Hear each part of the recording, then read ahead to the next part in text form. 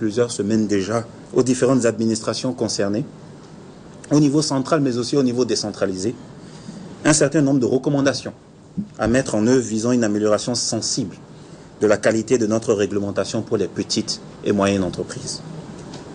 Et qui porte entre autres sur les 3 indicateurs suivants: l'exécution de contrats, les conditions dans lesquelles le permis de construire est délivré par la mairie de Cotonou et la création d'entreprises. La ligne directrice que nous vous proposons ici, chers invités, tout au long de cette présentation est la suivante. Pour chacun de ces indicateurs que je viens de citer, nous allons rappeler le niveau de performance tel qu'évalué par la Société financière internationale, la SFI, du groupe de la Banque mondiale, selon le rapport Doing Business. Nous rappellerons ensuite ce qui a été fait pour améliorer la dite performance. Et nous finirons avec les propositions de solutions formulées par le SPCPI à ceux qui sont chargés de les mettre en œuvre et surtout de les appliquer. Avant de rentrer dans le vif du sujet, permettez que nous profitions pour apporter quelques clarifications à l'opinion publique sur l'essence même du secrétariat permanent du Conseil présidentiel de l'investissement, son rôle et ce que l'on est en droit d'attendre de cette structure que nous animons. Il est en effet d'abord capital pour nous que les téléspectateurs, auditeurs de nos chaînes de télévision qui suivent nos chaînes de télévision et radio sachent que ces propositions de solutions, ces propositions de réformes que le SPCPI formule pour une meilleure réglementation dans notre pays, pour une réglementation plus intelligente, je dirais, en faveur de nos PME, ne sont surtout pas formulées de manière unilatérale. Et ceci, pour nous, c'est très important que l'opinion publique le sache. Nous ne nous renfermons pas sur nous-mêmes pour élaborer des propositions de réforme. Non. Mais ces réformes sont formulées de manière consultative. Après consultation de chefs d'entreprise, surtout ces jeunes chefs de petites et moyennes entreprises qui vont bénéficier des dites réformes, et d'autre part, en tenant compte des meilleures pratiques à l'international. Et c'est d'ailleurs ce que nous entendons lorsque nous parlons de réglementation plus intelligente. Nous parlons tout simplement de notre capacité à nous adapter aux meilleures pratiques, aux pratiques qui sont reconnues comme étant bonnes sur le plan international, mais également qui tiennent compte de nos réalités. Et bien sûr, si nous parlons des petites et moyennes entreprises, c'est parce que ces micro, petites et moyennes entreprises constituent, nous le savons tous, l'essentiel de l'activité économique de notre pays. Ainsi, le SPCPI joue-t-il son rôle originel de promotion du dialogue public-privé à travers ses consultations avec ses chefs d'entreprise dans le but d'identifier ces barrières, ces difficultés, ces obstacles qui freinent leur développement. Ainsi, le SPCPI joue-t-il son rôle originel de facilitateur, de courroie de transmission de ces difficultés exprimées par les chefs d'entreprise dans leur interaction quotidienne avec les différentes administrations, avec l'administration publique, et de courroie de transmission des recommandations qui sont proposées et adaptées au règlement de ces difficultés. Nous souhaitons ainsi rappeler, à travers ces clarifications, que le SPCPI n'est ni un organe de prise de décision, ni un organe d'exécution, voire de mise en œuvre des réformes qu'il propose et qu'il suit. Et ceci est très important. Nous jouons réellement un rôle de conseil à l'attention de diverses administrations. Nous ne prenons aucune décision au sein du secrétariat permanent du Conseil présidentiel d'investissement. À chaque fois qu'une décision doit être prise, nous élaborons des communications que nous introduisons en Conseil des ministres pour que l'organe suprême de décision en République du Bénin puisse prendre cette décision si cet organe trouve cela opportun. Cela relève donc ainsi, il est vrai, dans leur grande majorité des départements ministériels. Et c'est pour cela que le SPCPI, n'ayant pas été créé par le président de la République pour se substituer à ces ministères, nous ne tentons pas, bien entendu, de nous substituer à eux. Contrairement à ce que beaucoup de nos compatriotes pensent, le SPCPI n'est pas non plus une structure de promotion des investissements. Il n'est d'ailleurs pas structuré comme tel pour fonctionner ainsi. Il existe par contre depuis 1997 une structure qu'on appelle le Centre de promotion des investissements au sein du ministère en charge du développement, dont la promotion des investissements est le rôle. Le SPCPI n'a pas vocation non plus à se substituer à cette structure. Mais nous pouvons déjà dire que le SPCPI soutient très fortement la réforme en cours portant sur la création d'une agence de promotion des investissements et qui devrait consacrer la fusion de 3 structures. Le Centre de promotion des investissements du ministère du Développement, le CPI Développement, l'Agence béninoise de promotion des échanges commerciaux, l'ABEPEC, et le guichet unique de formalisation des entreprises, le GUF. Enfin, le SPCPI n'est pas une structure de dépôt de projets. Oui, nous en recevons chaque jour. La réalisation des projets, que ces projets soient d'origine privée ou publique, relève là aussi des ministères. Cela dit, le président de la République instruit très régulièrement le SPCPI non pas aux fins de réaliser ces projets, qui lui sont d'une certaine importance, mais plutôt d'en assurer le suivi en collaboration avec les départements ministériels. Alors pour en venir maintenant au véritable rôle du SPCPI en tant qu'organe de réflexion, en tant que boîte de formulation, de propositions, de réformes pour un meilleur environnement dans lequel peuvent s'épanouir nos PME, investisseurs potentiels, qu'ils soient étrangers ou nationaux, notre contribution a touché un certain nombre de secteurs. Nous sommes en train de programmer toute une série qui va nous permettre d'informer de manière plus globale l'opinion publique quant à ce que nous faisons au sein du secrétariat permanent du CPI pour aider à atteindre les objectifs de compétitivité. Voilà, j'ai lâché le mot. Il s'agit en réalité de la compétitivité de notre économie. Pour cette conférence de presse, nous avons décidé de nous concentrer sur 3 indicateurs. Je vais vous parler d'un indicateur qu'on appelle exécution de contrat. Et ces sous-indicateurs qui sont relatifs à cet indicateur de Doing Business qu'on appelle exécution de contrat, ces sous-indicateurs, disais-je, mesurent l'efficacité du système judiciaire d'un pays en matière de célérité, en matière de, je dirais, de traitement de litiges commerciaux. Ce que je peux vous dire concernant cet indicateur est que dans le dernier rapport de Doing Business, le rapport Doing Business 2014, le Bénin occupe la 181e position sur 189 pays. Donc, ce qui ne doit pas nous réjouir, parce que un petit calcul fait, nous constatons que en matière d'exécution de contrat, le Bénin fait partie des 10 derniers. Mais nos réflexions nous ont poussé à savoir, mais pourquoi le Bénin occupe une telle position? C'est parce que les raisons sont multiples.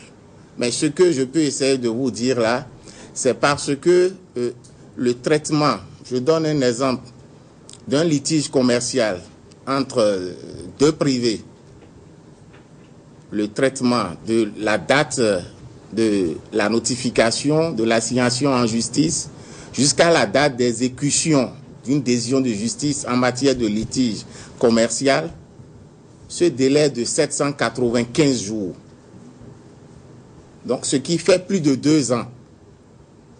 30 jours pour le dépôt de plainte jusqu'à la notification, 450 jours pour l'obtention d'une décision de justice et 315 jours pour l'exécution de cette décision de justice. Et tout ce long délai-là comporte environ 42 procédures, ce qui n'augure pas d'une bonne célérité de notre système judiciaire en matière d'exécution de contrats. Qu'est-ce qu'il faut faire? Il y a un nouveau code de procédure commerciale, administrative, sociale et des comptes qui a été adopté et nous souhaitons sa mise en application effective au niveau de nos tribunaux pour rendre efficace, pour rendre prompt notre système judiciaire face aux contentieux commerciaux qui découlent du contrat entre deux investisseurs, qu'ils soient privés ou qu'ils soient nationaux ou internationaux. Donc, il faudrait que cette nouvelle procédure soit, sa mise en application soit effective.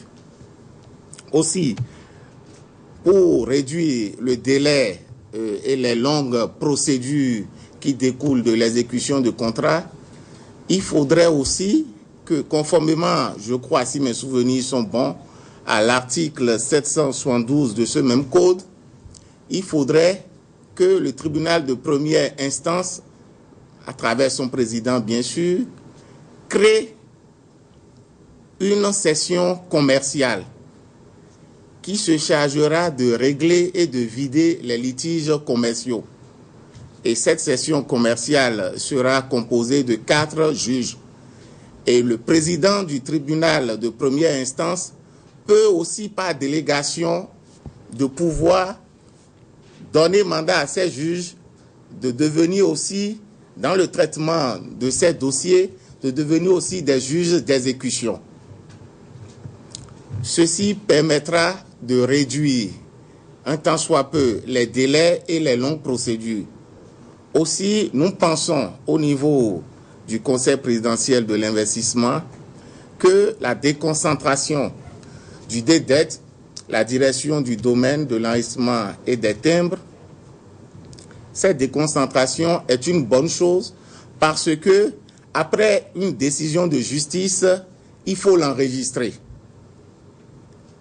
Donc, si la direction des domaines de l'enregistrement et des timbres n'accompagne pas ou ne suit pas le processus en cours pour que notre système judiciaire en matière de litige et commercial soit prompt, efficace, je disais tantôt, si la DDEC n'accompagne pas, les décisions de justice sortiront, mais il y aura encore un long moment, une longue période pour enregistrer ces décisions de justice. Donc, c'est le lieu aussi d'encourager la DDEC qui est en train de faire son effort à son côté pour que les décisions qui sortent des contentieux commerciaux connaissent un prompt enrichissement. Aussi, nous avons constaté, et dans notre souci, que l'exécution de contrats ne connaissent plus ces longues périodes de 795 jours. Il faudrait aussi que les PME et les PMI, ceux qui s'engagent dans l'investissement, aient le réflexe d'aller vers le CAMEC. C'est quoi le CAMEC? Le CAMEC, c'est le centre d'arbitrage, de médiation et de conciliation. C'est un centre qui a compétence et qui a fait ses preuves en matière de promptitude et de traitement, de règlement de litiges entre deux privés. Le CAMEC est compétent pour faire la médiation, le CAMEC est compétent pour faire de la conciliation et le CAMEC aussi est compétent pour faire l'arbitrage, surtout lorsqu'il s'agit de petits litiges. Vous voyez, une créance d'1 million de francs CFA, ce n'est pas bon qu'on aille encore vers la justice pour porter plainte. Il y a un service qu'on appelle le CAMEC qui a compétence et qui a eu à faire ses preuves. Et l'expérience a prouvé que tous les commerçants, les opérateurs, les PME et PMI qui ont eu à saisir le CAMEC en sont sortis, je dirais, satisfaits de la prestation que le CAMEC a eu à leur faire en termes de coûts, en termes de réduction de délai et en termes d'objectifs poursuivis. Donc voilà un peu ce que je pourrais dire concernant ce volet exécution de contrat. Il est vrai que le tribunal de première instance avait saisi le CPI pour l'appuyer en termes de matériel informatique dans la mise effective, dans la mise en application effective de la chambre, de la section commerciale. Mais je tiens à les rassurer que le CPI a déjà à son niveau, en son sein, ce matériel qui est stocké. On attend que cette section commerciale démarre effectivement pour que le SPCPI mette à leur disposition ce matériel informatique, toute chose qui contribuerait à la célérité et à la rapidité dans le traitement des dossiers, des contentieux en matière de créances commerciales. Aussi, nous voulons remercier aussi la Banque mondiale qui appuie le CPI concernant principalement cet indicateur exécution de contrat. Chers amis, vous voyez que le délai est vraiment long, plus de 2 ans, 795 jours pour régler, pour donner une décision et appliquer une décision en matière de litige commercial. Et par ces temps de grève qui courent, nous souhaitons et demandons humblement à la maison de justice de revoir sa copie et le Bénin d'abord. Pensons au Bénin d'abord, le reste après. Les obligations d'abord, le reste après. Pour que les investisseurs, ceux qui décident de s'investir au Bénin, nationaux comme internationaux, puissent être rassurés de la promptitude et de l'efficacité de notre appareil judiciaire quant à la résorption des litiges qui pourraient sortir et qui pourraient découler de l'exécution de contrats. Un autre indicateur de performance qui est le permis de construire, l'octroi du permis de construire. Le permis de construire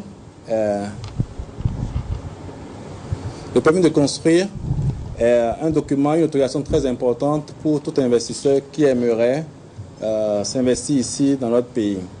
Le Doing Business recense toute procédure dont doit s'acquitter un investisseur ou une entreprise qui souhaiterait construire un entrepôt, un bâtiment, conformément aux normes en vigueur. Ces procédures comprennent le dépôt auprès des autorités compétentes de toutes les documentations requises pour ce projet spécifique.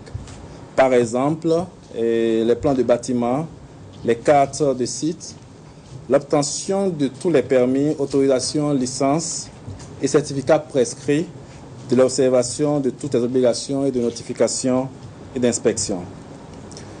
Le Bénin aujourd'hui est classé 95e sur 189 économies, selon le dernier rapport Doing Business, rapport 2014 sorti en octobre 2013. Il y a 2 ans, le Bénin a fait un bond de 11 places pour ce même indicateur. Mais l'année dernière, le Bénin a chuté, a perdu 9 places pour la dernière évaluation qui a couvert la période du 1er juin 2012 au 31 mai 2013. Les raisons ici de cette performance qui n'est pas bonne est due particulièrement au dysfonctionnement récurrent de la commission municipale de permis de construire. Et quant à cette commission, elle ne fonctionne pas. Automatiquement, le délai de traitement des dossiers d'octroi de permis de construire ne sont pas traités et cela affecte négativement notre performance. Et c'est ce qui s'est malheureusement passé l'année dernière et ce qui a fait que cet indicateur, nous avions perdu 9 points. Pour remédier à ce dysfonctionnement au niveau de la mairie de Cotonou, au niveau de cette commission, le secrétariat permanent du Conseil présidentiel de l'investissement a souhaité que le ministre en charge des Finances ainsi que la mairie, le maire de Cotonou, puissent veiller sur l'application stricte des articles 22 et 23 d'un arrêté interministériel numéro 0022 du 1er avril 2009 portant modalité d'application des décrets réglementant la délivrance de permis de construire en République du Bénin et qui garantissent la répartition équitable des frais d'étude de dossiers soumis à l'instruction des commissions municipales et départementales du permis de construire, collectés à la recette perception de la commune selon les dispositions de l'article 23 de ce même arrêté. Et c'est pour faciliter la collecte de cette distribution des frais de titre de dossier en appliquant les articles 22 et 23 de la loi et l'arrêté que j'ai précisé au départ, que le secrétariat permanent du Conseil président de l'investissement a également recommandé à la mairie de Cotonou qu'un registre représentant le receveur-percepteur de la commune de Cotonou au sein de la mairie et l'ouverture d'un compte spécial au niveau de la direction générale du Trésor.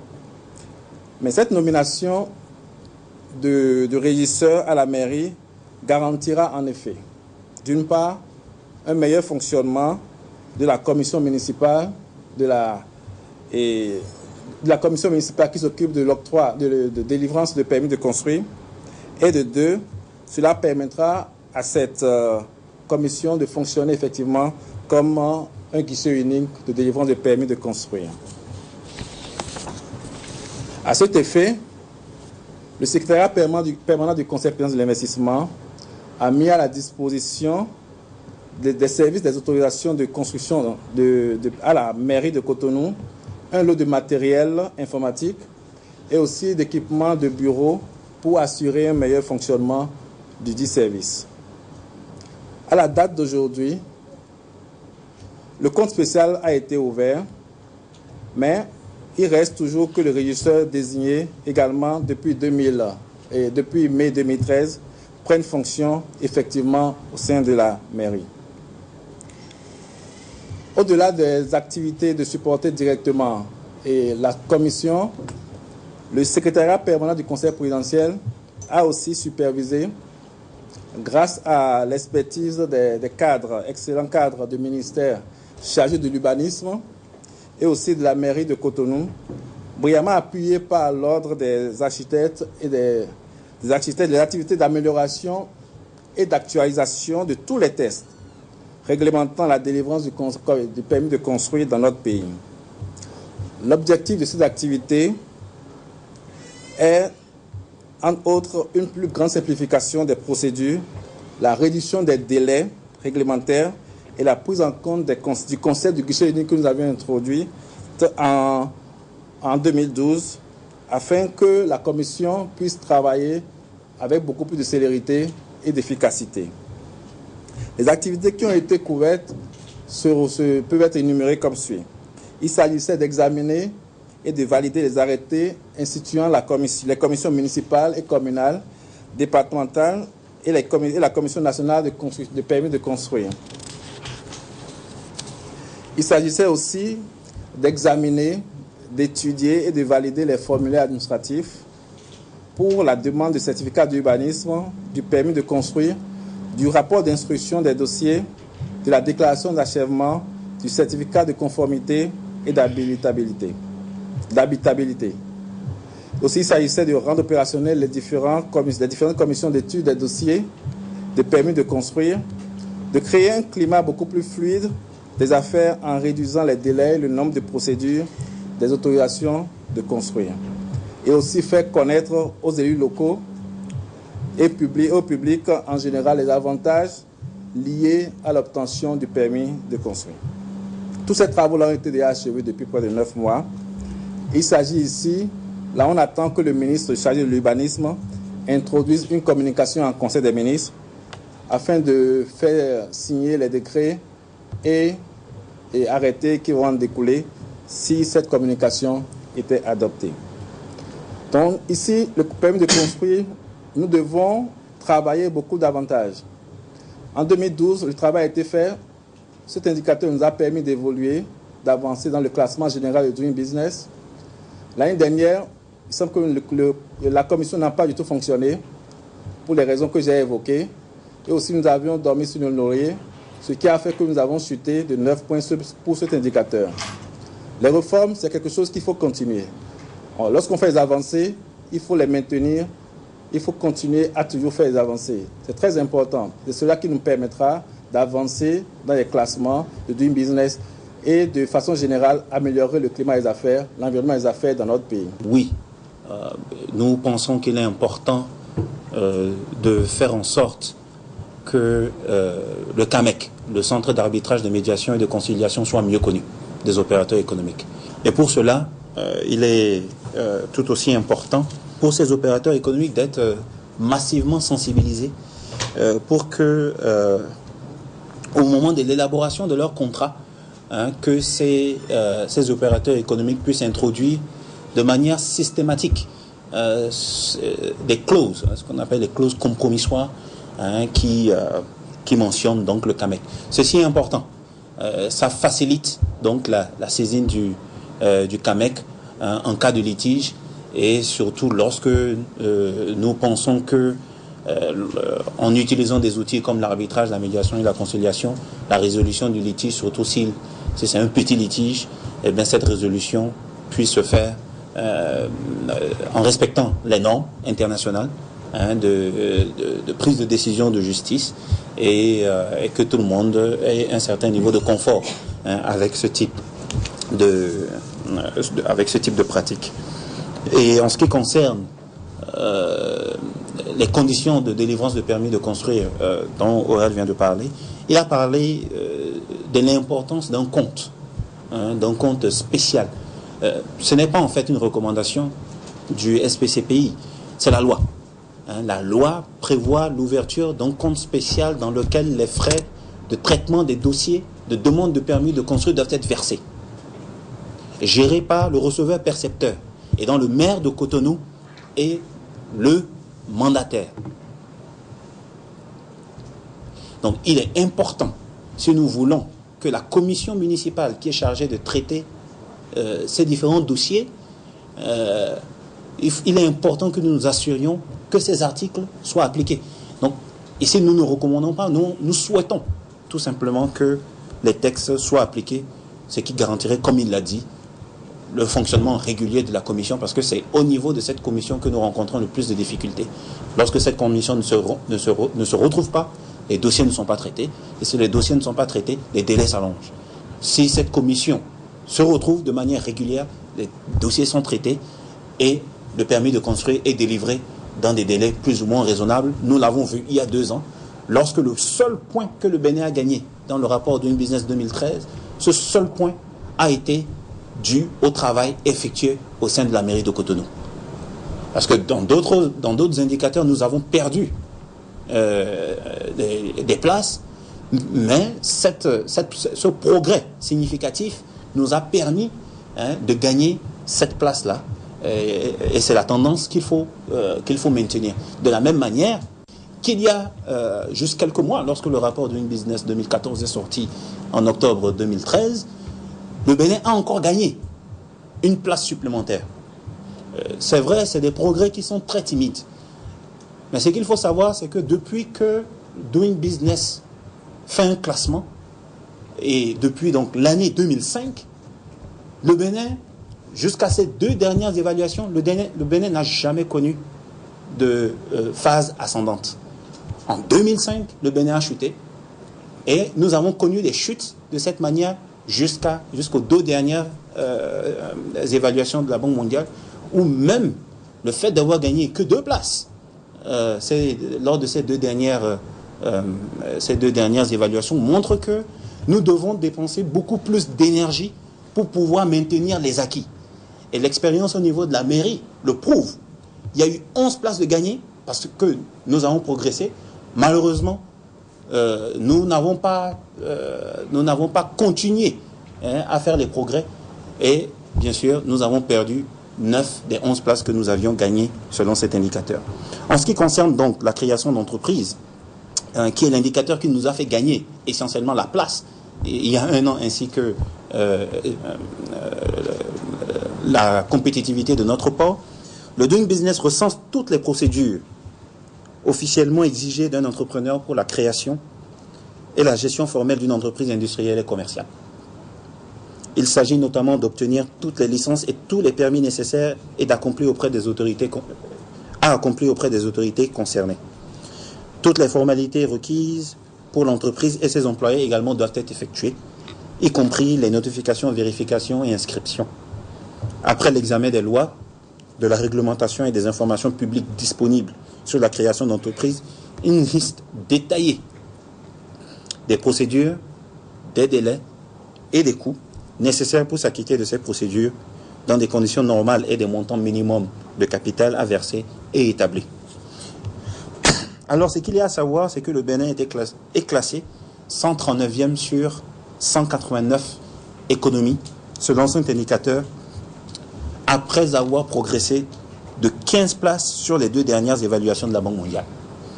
En effet, selon le rapport Doing Business, sur les 2 dernières années, le délai de création d'une société à responsabilité limitée d'une SARL, capital minimum 1 million, est passé de 29 à un maximum de 15 jours. Le délai a été pratiquement divisé par 2 lors des 2 dernières évaluations de la Banque mondiale. Le nombre de procédures a été réduit de 6 à 4. Et enfin, le coût de création d'une SARL, toujours capital minimum 1 million, est passé de 129 à 122,7% du PIB par habitant, lorsqu'on sait que le PIB par habitant aujourd'hui, selon la Banque mondiale, est autour de $780. Alors, comment avons-nous obtenu ces progrès? Premièrement, un guichet unique de formalisation des entreprises, GUF, a été mis sur pied en mars 2012.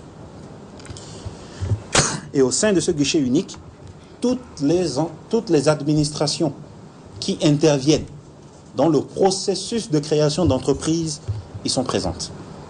Le greffe, qui est en charge de l'immatriculation au registre du commerce et du crédit immobilier RCCM, la Direction générale des impôts et des domaines, la DGID, qui est en charge de l'enregistrement des statuts et de l'émission du numéro d'identifiant fiscal unique, le numéro IFU, que nous connaissons tous, la Direction générale du commerce intérieur, la Direction générale du commerce extérieur, toutes 2 responsables de l'émission des cartes professionnelles, les cartes de commerçants et les cartes d'importateurs. Et nous avons également la présence de la Direction générale du travail, la DGT. Et deuxièmement, l'émission d'un numéro IFU provisoire dans les 24 heures par le GUF. Et ceci sous réserve de présentation dans les 30 jours qui suivent du relevé d'identité bancaire au bureau de la DGID au sein du GUF. Ceci est possible depuis décembre 2013. C'est une avancée majeure d'être en mesure d'obtenir un numéro IFU et qu'on vous donne ensuite une période de régularisation. C'est-à-dire la présentation du relevé d'identité bancaire n'est plus aujourd'hui un facteur potentiellement bloquant du processus qui doit vous mener à la création de votre entreprise. Ceci est très important. La durée de validité de la carte de commerçant et de la carte d'importateur est passée depuis 2011, de 1 an à 2 ans depuis la date de signature. Quatrièmement, les coûts des dites cartes sont passés depuis 2010 de 30 000 francs pour la carte d'importateur, 25 000 francs pour la carte de commerçant, à 5 000 francs CFA chacune. Cinquièmement, les frais d'enregistrement des statuts qui étaient de 6 000 francs CFA ont été purement et simplement supprimés dans la loi de finances 2011. Sixièmement, la publication des extraits de RCCM, les registres du commerce et du crédit immobilier, à 25 000 francs sur support papier, est désormais publiée en ligne sur les sites du MIC-PME, du ministère en charge de l'industrie, du commerce et des PME, et de la CCIB, la Chambre de commerce et d'industrie du Bénin, et est gratuite depuis mai 2013. La publication en ligne des extraits de RCCM est gratuite. Ceci est également très important à savoir. Et septièmement, la signature depuis le 29 mai 2013, d'un protocole d'accord entre le GUF, le guichet unique de formalisation des entreprises, et la Chambre des notaires.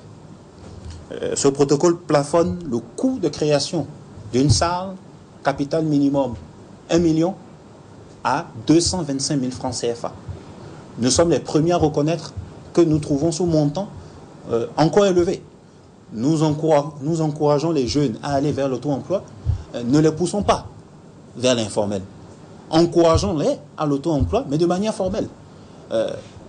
Combien de jeunes aujourd'hui ont 225 000 francs? Je ne sais pas. Mais nous devons mieux réfléchir aux problèmes, aux barrières à la formalisation. Mais il faut voir le progrès. Il faut voir comment nous avançons dans la mesure où ce coût variait entre 350 000 et 500 000 francs CFA selon les rapports Doing Business. Alors, pour pérenniser ces avancées que nous avons obtenues ces 2 voire ces 3 dernières années, en faveur d'une réglementation plus efficiente en matière de création d'entreprises, il a été recommandé au MIC-PME, le ministère de tutelle du GUF, une relecture et actualisation du décret portant création du GUF dans le but d'obtenir une plus grande simplification des formalités, une réduction supplémentaire des 225 000 là, une réduction supplémentaire des coûts à la création de l'entreprise. Nous pensons que si un jeune décide aujourd'hui de créer son entreprise, c'est parce que d'abord il a une idée qui le pousse à vouloir créer une entreprise et exercer une activité de manière formelle. Alors dans ce cas-là, mais nous devons l'aider à grandir. Nous ne devons pas mettre un sac à dos de plus d'1 tonne sur le dos du bébé qui vient de naître. Laissez le bébé apprendre à marcher. Laissez le bébé apprendre à se tenir debout. Laissez le bébé faire ce qu'il a à faire pour renforcer la force de ses pieds. Laissez cette entreprise exercer, produire des profits avant de lui mettre un certain nombre de coûts qui ne sont pas, à notre avis, qui ne sont pas nécessairement justifiés à la création. Celui qui crée une entreprise, c'est parce qu'il dit j'ai une idée qui va contribuer à la création de richesses de l'économie. Et c'est ce que nous cherchons. Alors, la mise en œuvre de cette recommandation est actuellement en cours et nous pouvons le dire tout simplement parce que le SPCPI y participe pleinement. Pour renforcer l'idée selon laquelle la création d'entreprise est vraiment une étape importante dans la vie d'une entreprise. Beaucoup de gens nous demandent pourquoi vous, au niveau du SPCPI, à chaque fois que vous parlez des réformes que vous proposez ou que vous suivez, c'est tout le temps GUF, c'est tout le temps création d'entreprise. Oui, cela est vrai. Nous regardons également plein d'autres secteurs, comme vous l'avez dit, et nous reviendrons sur ces autres indicateurs lors de nos prochaines rencontres. Mais oui, la création d'entreprise est une étape importante. La performance de notre pays, selon cet indicateur, est très importante dans la mesure où, en plus d'être un indicateur de Doing Business, il est également un des indicateurs du MCC. Mieux, c'est un des 10 indicateurs du MCC pour lequel le Bénin, qui soit encore au rouge pour le Bénin, malgré les progrès que je viens de vous décrire. Donc c'est très important que nous y accordions une certaine attention. Cet indicateur est tout particulièrement important dans la mesure où la promotion de l'entrepreneuriat, de l'auto-emploi constitue le volet central du gouvernement dans sa lutte contre le chômage et le sous-emploi, surtout des jeunes. Et c'est dans ce contexte actuel que nous voudrions fortement insister sur les efforts nécessaires qu'il nous faudra faire pour supprimer les maintes et diverses barrières aux volontés exprimées de formalisation des activités économiques. Enfin, cet indicateur est particulièrement important car la création d'entreprises constitue la première étape pour tout investisseur qui prend la décision d'investir chez nous. Ou pour tout jeune, par exemple, qui décide d'aller vers l'auto-emploi. Nous pensons pour ces différentes raisons que cette première étape doit être la moins contraignante possible. Pour ne pas décourager ceux qui acceptent de faire le pari de notre économie, ceux qui acceptent de prendre des risques et pousser d'autres à finalement décider d'exercer leur activité de manière informelle. Prenons un exemple. Un investisseur, national ou étranger, qui décide d'investir au Bénin. Un investisseur qui décide de créer une entreprise. Quel message lance-t-il? Cet investisseur dit tout simplement, je prévois acquérir un terrain chez vous. Pour faire quoi? Pour y construire un entrepôt, pour y construire son usine, pour y construire ses bureaux. Ou il dit, je prévois être locataire d'un bâtiment pour y installer mes bureaux. Il dit, je prévois acquérir du matériel de bureau, des tables, des chaises, etc. Il dit, je prévois acquérir du matériel informatique. Alors, nous devons nous poser cette question. Il faut que nous comprenions que lorsqu'un investisseur dit, je viens investir chez vous, c'est qu'il prévoit forcément embaucher de la main-d'œuvre. C'est qu'il prévoit forcément créer les emplois qui sont nécessaires à l'utilisation de ces capitaux physiques que je viens de citer. Pour toutes ces raisons, il est important d'accorder une attention particulière à cette première étape qui est la création d'entreprises. Mais si nous nous attendons juste quelques minutes sur cet investisseur étranger qui découvre notre pays par exemple pour la première fois, qui souhaite s'y installer, et que nous faisons tourner, excusez-moi du terme, que nous faisons tourner de ministère en ministère, ou d'une administration à une autre, et ce, pendant des semaines. Que pensez-vous que cet investisseur fera? Mais il s'en ira tout simplement. L'investisseur aura tout simplement intégré dans sa stratégie d'investissement l'idée selon laquelle, s'il rencontre autant de difficultés pour formellement s'installer chez nous, alors, sachant qu'il vient dans notre pays pour effectuer des dépenses qui, à terme, sont censées créer des emplois, alors l'environnement, il sera convaincu que l'environnement réglementaire et institutionnel dans lequel il sera appelé à investir ne peut pas être rassurant. Cette toute première étape du processus devant concrétiser la décision prise par l'investisseur étranger d'investir, que la création d'entreprise, est une étape révélatrice pour l'investisseur quant à la manière dont il sera globalement traité par nos différentes administrations une fois formellement installé. Alors, chers amis, notre appel vers ces différentes administrations, c'est qu'il ne faut pas que nous fermions la porte de la formalisation à double tour à cet investisseur en particulier que je viens de décrire, ou à tous ceux qui désirent exercer leur activité de manière formelle. Et c'est pour cela que nous pensons qu'une attention particulière doit être accordée aux conditions de création d'entreprises au Bénin, non pas par juste le MIC-PME, non pas par juste ce ministère, le ministère de tutelle du GUF, du guichet unique de formalisation des entreprises, mais plutôt par le gouvernement dans son ensemble. Lorsque vous regardez les différentes recommandations que nous venons tous les trois de vous présenter, que nous venons tous les trois de décrire, il faut que nous nous posions la question, pourquoi? Pourquoi ces propositions de recommandations, pourquoi ces propositions de réforme? Alors la réponse pourrait être, certains parmi vous pourraient me répondre et dire, oui, mais c'est parce qu'aujourd'hui le Bénin est parce qu'il faut le rappeler, est 174e sur 189 économies, que nous voulons avoir un meilleur classement. Oui et non. Oui, bien sûr. Personne n'a envie d'être dernier dans un classement qui est reconnu sur le plan international. Cela va de soi.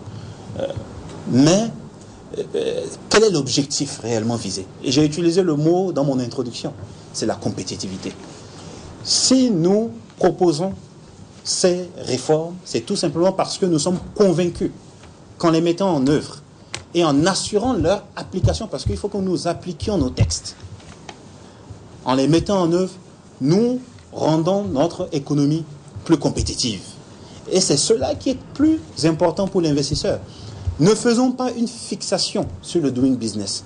Le doing business, et vous pouvez parler au cadre de la Banque mondiale, ils vous diront que le rapport doing business n'est pas une mesure de la qualité de l'environnement des affaires. Non.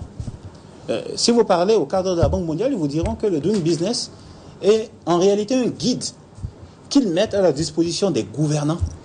Non pas pour leur dire ce qu'ils ont à faire, parce que les gouvernants de manière générale savent ce qu'il y a à faire, mais plutôt comment il faut le faire. Et c'est cela qui est important. Il ne faut pas que nous fassions une fixation sur le doing business. Je peux vous le démontrer. Mettons le doing business de côté. Mettons la Banque mondiale de côté. Parce que lorsque nous sommes dans nos réunions au sein de l'administration, nous percevons cela. Nous percevons de ces administrations, lorsque ces administrations nous voient venir vers elles, nous percevons dans leurs yeux ou parfois dans leurs propos, pourquoi vous nous apportez des choses qui nous sont imposées de dehors? Pourquoi vous proposez des choses, Banque mondiale, doing business?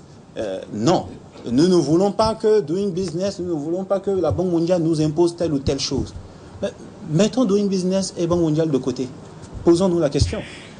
Nous sommes une économie à plus de 90%, certains disent même 95% informelle. Avons-nous réellement de la Banque mondiale, avons-nous réellement besoin de la Banque mondiale pour savoir que il faut faciliter la création d'entreprises? Avons-nous réellement besoin de la Banque mondiale pour savoir que il y a des mesures qu'il faut que nous prenions pour nos compatriotes? Il ne s'agit pas nécessairement d'un classement. Il s'agit de rendre notre économie plus compétitive. Et la compétitivité ici, c'est beaucoup de choses qui ne sont pas captées par le doing business.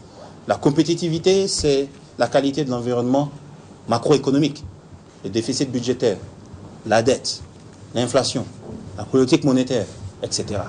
La compétitivité, c'est la qualité de nos infrastructures routières, portières, aéroportuaires, ferroviaires, énergétiques, télécommunications. La compétitivité, c'est, avons-nous, dans notre pays, des ressources humaines de qualité,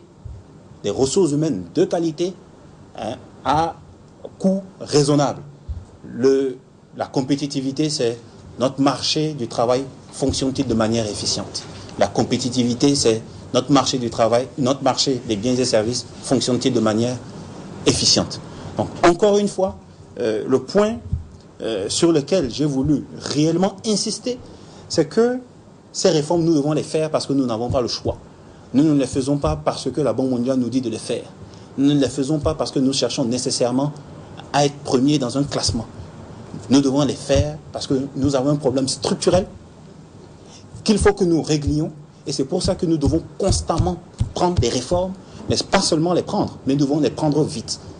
Le concept du rythme avec lequel nous mettons en œuvre les réformes et avec lesquelles, bien sûr, nous les appliquons.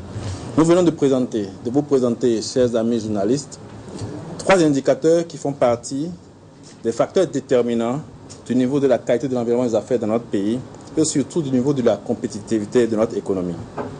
Nous prévoyons, comme le secrétaire permanent l'a dit en début de la presse conférence, il vous a déjà lancé qu'on va revenir. Nous allons revenir plusieurs fois, faire le point de comment les réformes évoluent, afin que chacun puisse se préparer lorsque les résultats vont sortir en octobre prochain. Nous allons revenir et présenter sur d'autres indicateurs. Et la prochaine fois, nous allons parler du statut de l'entrepreneur, d'un autre indicateur qui est l'accès au crédit, qui est très important pour les PME et pour les jeunes, et le traitement des dossiers de mutation direct et des transferts de titres fonciers, qui est aussi important pour rassurer les investisseurs qui viendront s'intéresser dans notre pays.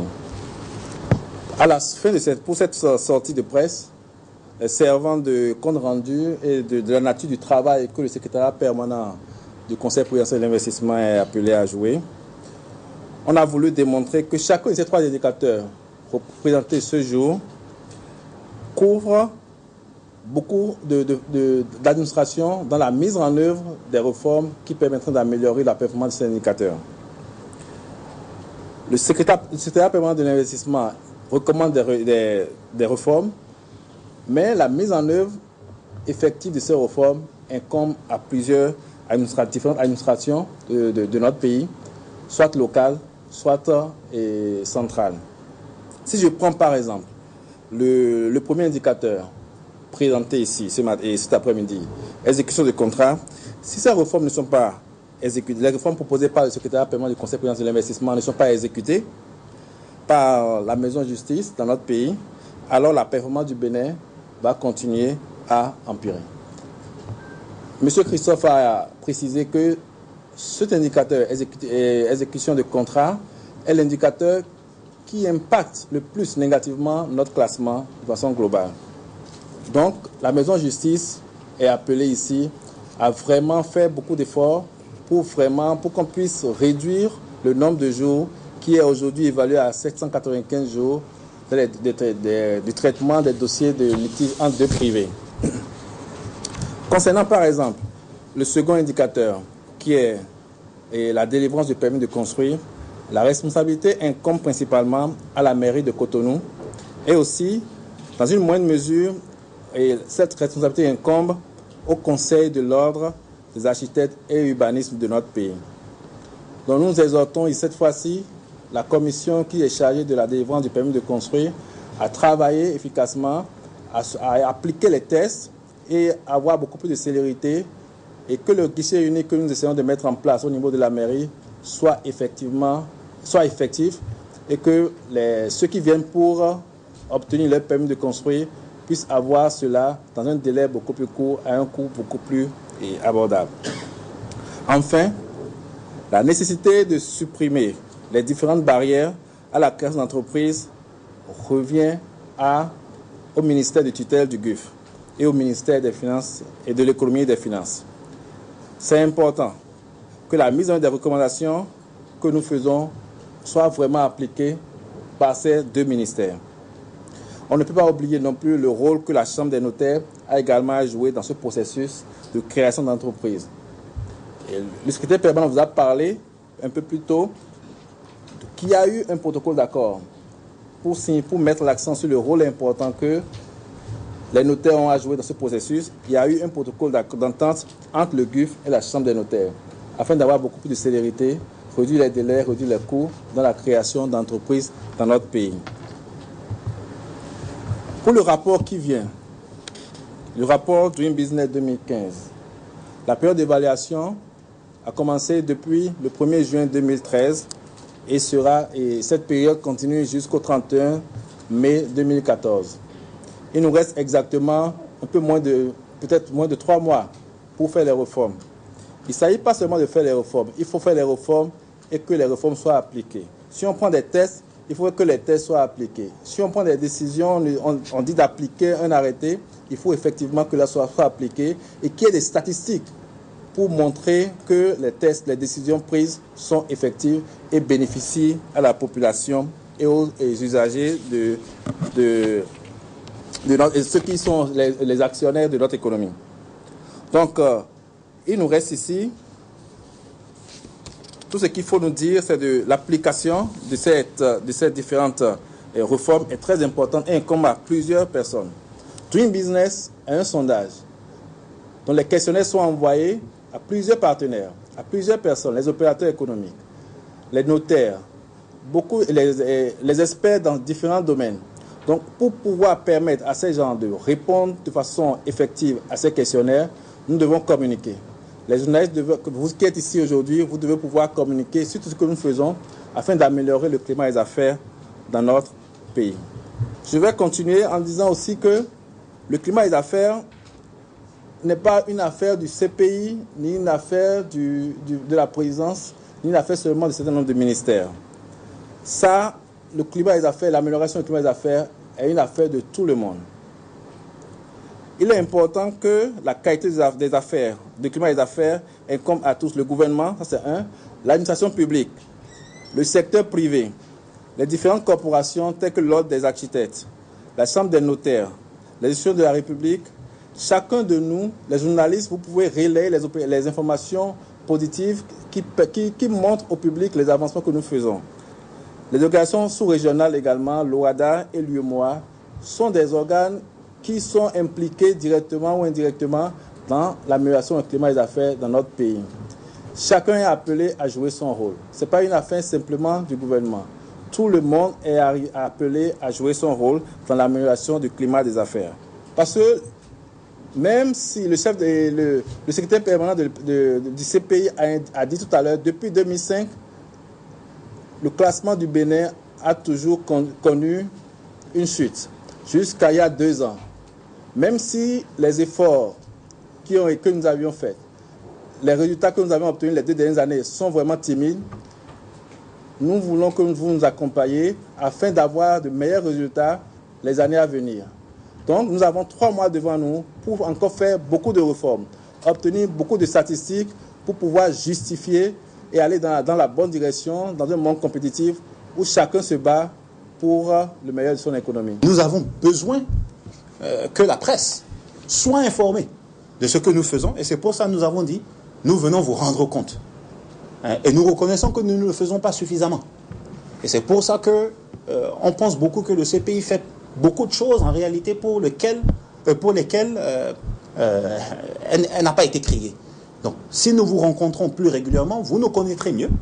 Vous saurez exactement pourquoi cette structure a été créée et vous comprendrez mieux où les responsabilités doivent être situées. Et ça, c'est très important. Donc, il s'agit de complicité, mais ce n'est pas une complicité de manière négative. Nous ne sommes pas en train de vous donner de fausses informations pour aller relayer ça et juste dire que le CPI est beau. Non. C'est un exercice où nous vous transmettons l'information que vous pouvez vérifier. Et bien entendu, nous comptons sur vous pour que nos concitoyens pour lesquels nous faisons cet exercice soient informés de ce travail. Nous avons parlé d'un guichet unique de formalisation des entreprises qui est sous la tutelle du ministère du Commerce et qui est chargé de la création d'entreprises. Donc, ce qu'il faut savoir, c'est que depuis, de manière opérationnelle, depuis 2012, depuis mars 2012, il ne s'agit plus de créer une entreprise, qu'elle soit individuelle ou sociétaire, à la CCIB. La CCIB n'est plus la structure, c'est-à-dire le CFE que nous connaissions tous, le centre de formalité des entreprises, n'existe plus. C'est ce centre de formalité qui est devenu le GUF, mais qui n'est pas sous la responsabilité de la CCIB. Le GUF est sous la responsabilité directe du ministère. Donc, si vous pensez créer une entreprise, qu'elle soit individuelle ou qu'elle soit sociétaire, vous devez vous rendre au GUF. Il ne s'agit plus de se rendre à la CCIB. Et cette information, vous voyez l'avantage de ce genre de rencontre. Monsieur Oumbedi a rappelé tout à l'heure la période d'évaluation. La période d'évaluation pour l'évaluation à venir en octobre prochain, donc le rapport Doing Business 2015, qui va sortir en octobre 2014, va couvrir tout ce que nous aurons fait et tout ce que nous aurons eu le temps d'appliquer entre le 1er juin 2013 et le 31 mai 2014. Depuis le mois de juillet, ce que nous vous avons présenté ont déjà été transmis aux différentes administrations. Nous ne sommes pas tout d'un coup réveillés aujourd'hui pour dire, bon, non, ces informations ont été transmises depuis juillet 2013. Et nous faisons notre travail de suivi. Mais nous ne pouvons suivre que ce qui est en train d'être fait. Et dans cet effort de suivi, si ce qui doit être fait n'est pas fait par ceux qui doivent le faire, nous tirons la sonnette d'alarme. Et nous avons plusieurs fois tiré la sonnette d'alarme. Nous pouvons vous annoncer qu'il y a eu plusieurs conseils des ministres durant lesquels nous sommes venus rendre compte pour dire attention, dans cette administration, il y a lenteur. Dans cette administration, les réformes ne sont pas exécutées. Il faut rappeler que très souvent, ces réformes que nous proposons, le gouvernement, sachant que ce sont des propositions de réformes que nous formulons avec les PME, sont des réformes qui, de manière générale, sont adoptées en Conseil d'État. Pas toutes. Il y a des propositions de réformes que nous faisons que le Conseil rejette. Parce qu'encore une fois, il faut tenir compte de nos réalités. Et je vais finir rapidement en disant que il nous reste moins de 3 mois. Il faut aller vite. Et encore une fois, nous devons vous rendre compte. Nous devons le faire plus fréquemment.